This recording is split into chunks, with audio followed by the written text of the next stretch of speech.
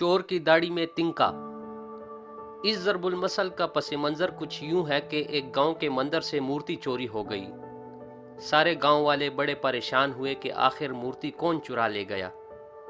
आखिरकार जब तलाशे बिस्यार के बाद भी मूर्ति हाथ ना आई तो किसी ने गांव के मुखिया से कहा कि साथ वाले गांव में एक बड़ा समझदार और दाना आदमी रहता है, और मैंने सुना है कि अक्सर लोग जब किसी मसले में अटक जाते हैं तो उसके हल के लिए उनसे रुजू करते हैं, और हमें भी उनके पास जाना चाहिए। सब गांव वालों ने कहा कि बिल्कुल ठीक है, हमें तो अपनी मूर्ति से मतलब है, अगर उसके पास जाने से कोई हल निकलता है तो क्यों नहीं। अब अगले ही रोज गांव के कुछ जिम्मेदार लोग जमा होकर उस आदमी के पास पहुंचे और अपना मसला बयान किया। उस आदमी ने इनकी बातें बड़े गौर से सुनी और कुछ देर खामोश रहने के बाद कहा कि चोरी तुम्हारे किसी अपने ने ही की है, और यहाँ तक कि वो चोर तुम्हारे गांव का ही है।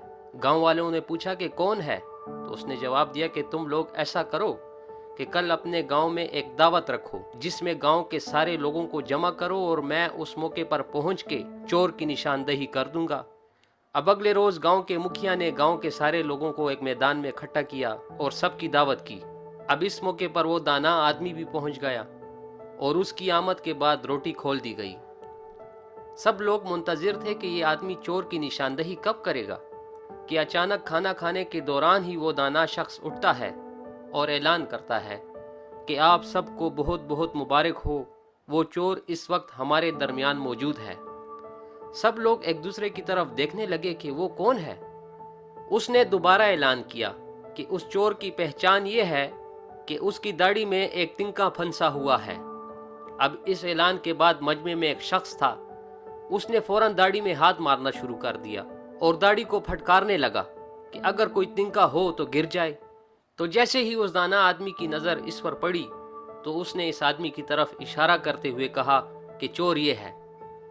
गांव वालों ने उसे पकड़ लिया और जब मालूम किया तो वाकई उस आदमी ने मूर्ति चोरी की थी। तो ये कहावत ऐसे मौके पर बोली जाती है कि जब कोई पोशीदा मुजरिम किसी के ताने या इशारे को अपनी तरफ गुमान करे, क्योंकि मुजरिम हमेशा अपने अफ़आल व हरकत से पहचाना जाता है।